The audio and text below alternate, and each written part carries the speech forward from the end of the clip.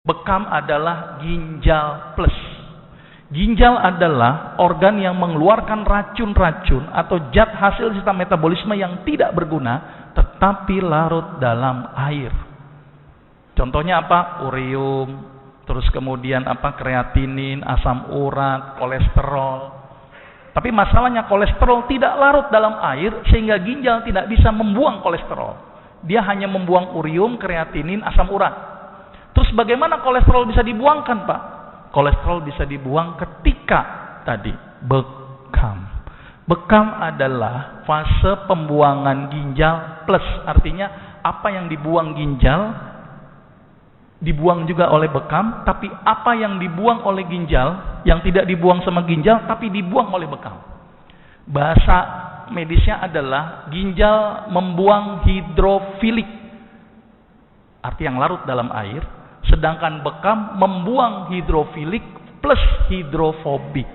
Apa itu? Yang larut dalam air dan larut dalam lemak. Maka itu kenapa bekam bisa ngobatin kolesterol. Bekam bisa mengobatin kelebihan urium dan kreatinin. Bekam bisa mengobatin asam urat. Bekam bisa menurunkan tensi. Kenapa? Saya akan terangkan nanti di sini. Berarti kesimpulannya adalah bekam membuang zat-zat yang tidak berguna seperti ginjal membuang zat-zat yang tidak berguna, namun bekam bergunanya plus. Itu gambaran sedikit. Nah, ini gambaran sedikit bagaimana mekanisme bekam.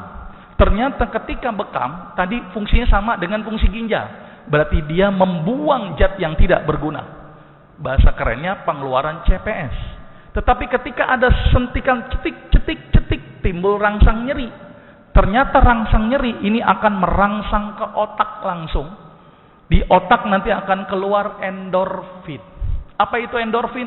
Zat yang bikin kita bahagia, kita tenang, tensi tidak terlalu tinggi. Itu keluarlah endorfin.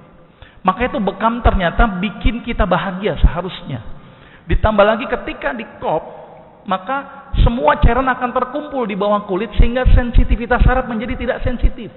Maka itu kenapa bekam ketika disuntik itu tidak akan ada timbul nyeri.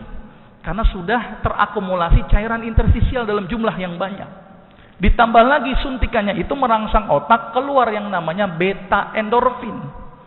Berarti bekam bahasa kerennya adalah bikin bahagia. Ingin bahagia, bekam. Tapi menjadi tidak bahagia kalau bekamnya lagi mikirin utang. Nah, itu lagi nggak bahagia itu.